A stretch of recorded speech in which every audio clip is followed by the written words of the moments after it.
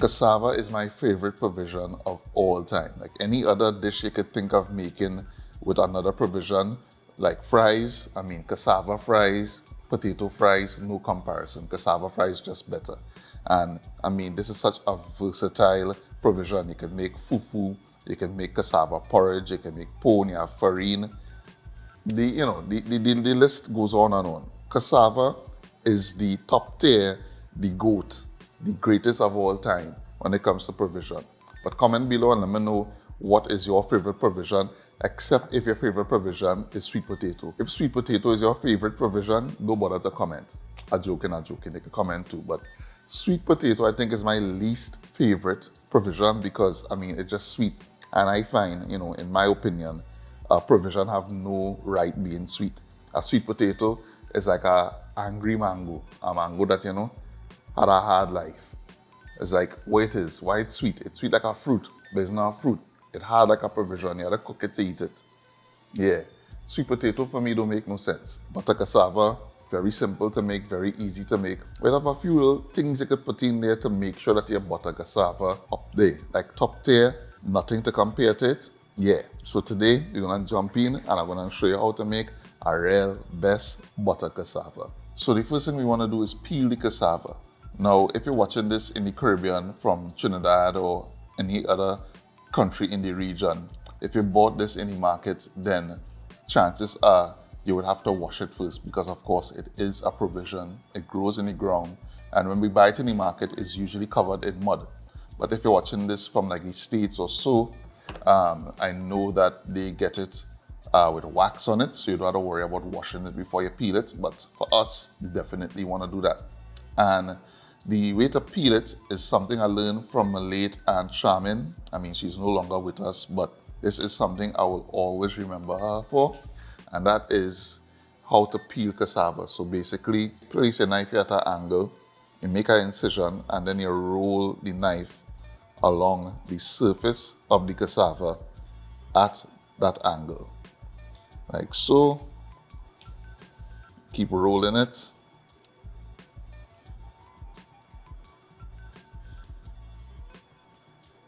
Until you reach the end. And then you just use the tip of the knife here. Just kind of prise it up. And then you can just peel it off. Now sometimes it'll come off in one piece.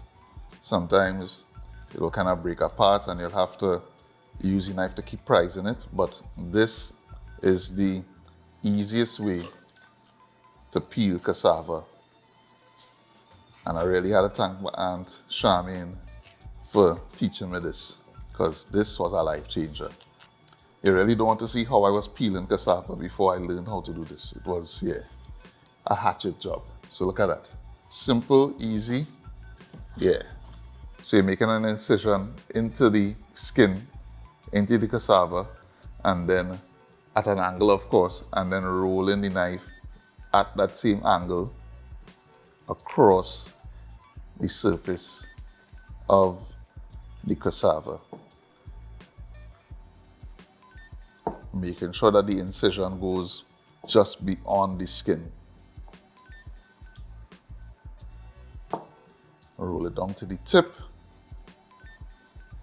And then where you make the initial incision, just use the tip of the knife and prise it up like that. And then if we're lucky, it'll come off in one piece. If it doesn't come off, if you get a resistance, go back in, prise it up, and just continue to peel it.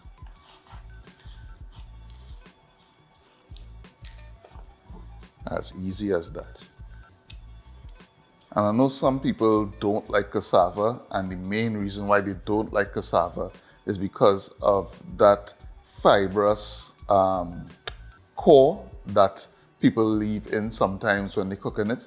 And for me, I could see how that could be off-putting. I don't like it when I eat cassava.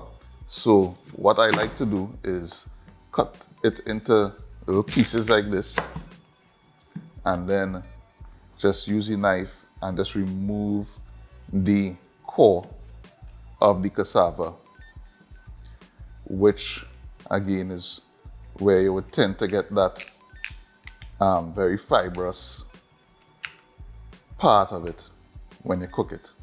So once you remove that, it should be good to go.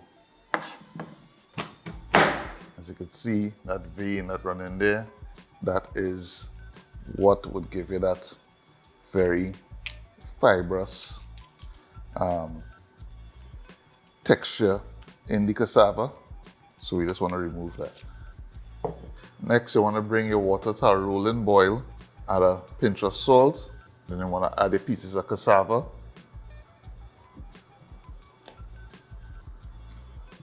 And we're going to let this boil for about 15 to 20 minutes until the cassava is fork tender. So while the cassava is boiling, let's prep the other ingredients that I like to use for my buttered cassava. And of course, garlic is a must. So going in with a few cloves.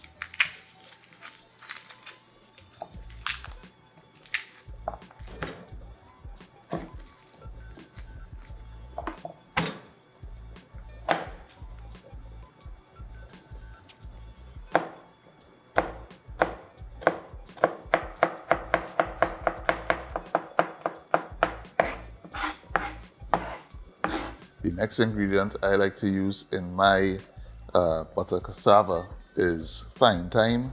So I have a couple sprigs here. Just gonna remove the leaves from the stems.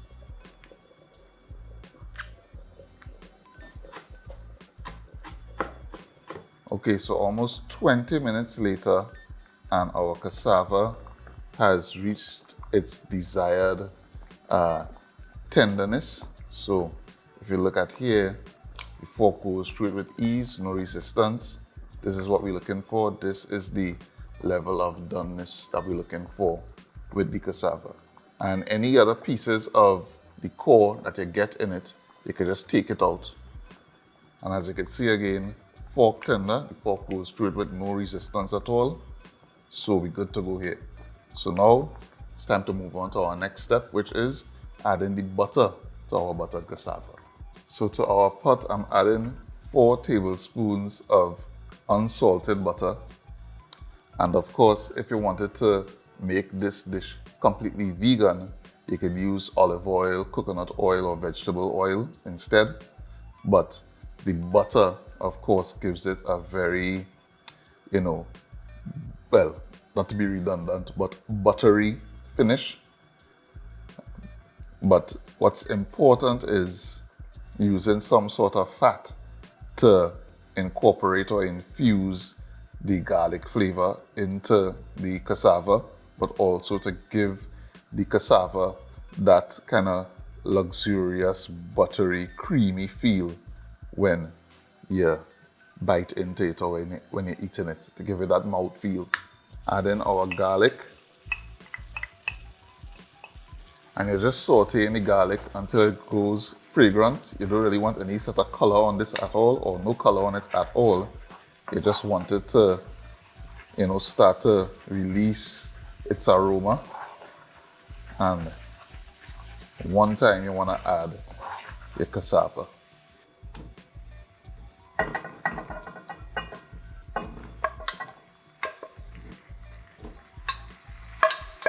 At this point, you could turn off your heat. And we could add our fresh thyme as well and continue to toss it, breaking up the cassava into smaller pieces as well with the spoon. I mean, it's completely optional. If you want to leave the cassava as whole, big chunks, you could. But for me, I prefer to break it up into smaller pieces because it makes for a better presentation when you're serving.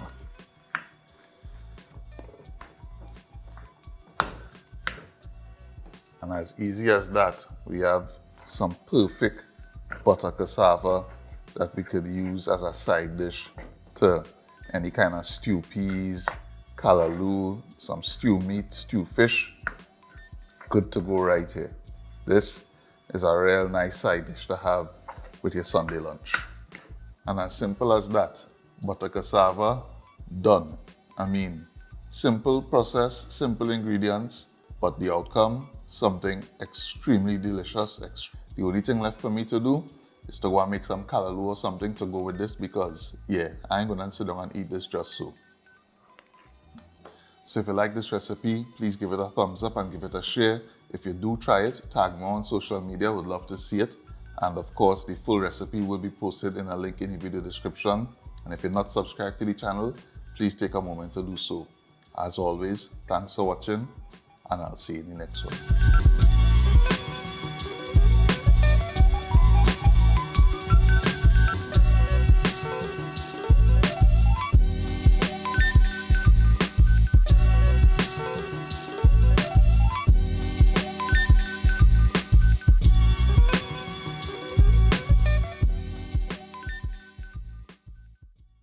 Mm-hmm.